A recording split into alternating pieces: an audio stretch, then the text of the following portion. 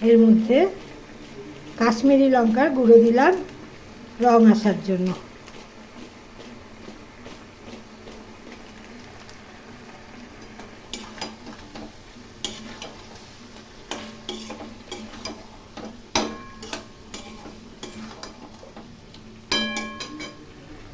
সামান্য চিনি দিলাম, আপনারা আপনাদের চাহিদা মতো চিনি দেবেন। আমি এখানে 1 চিমটি চিনি দিয়েছি।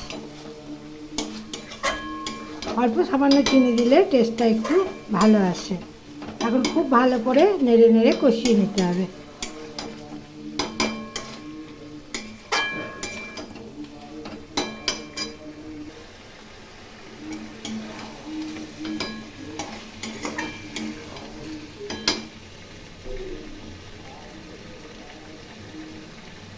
এতে সামান্য ঝাল লঙ্কার গুঁড়ো দিয়ে দিলাম।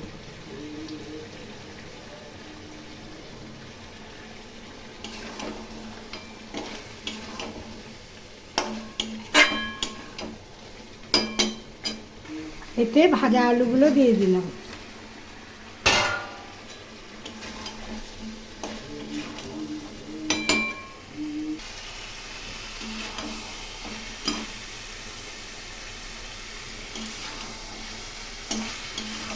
মাংস কষানো হয়ে গেছে, এখন এর মধ্যে গরম জল ঢেলে দেব।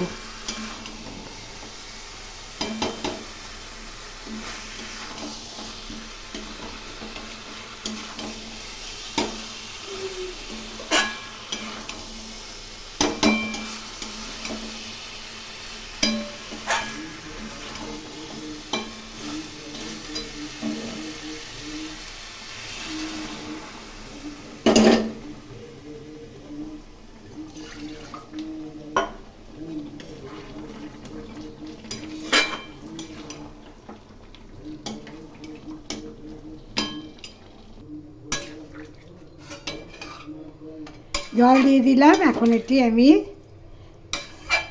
ফুটাবো, ফুটিয়ে সিদ্ধ করে নেব।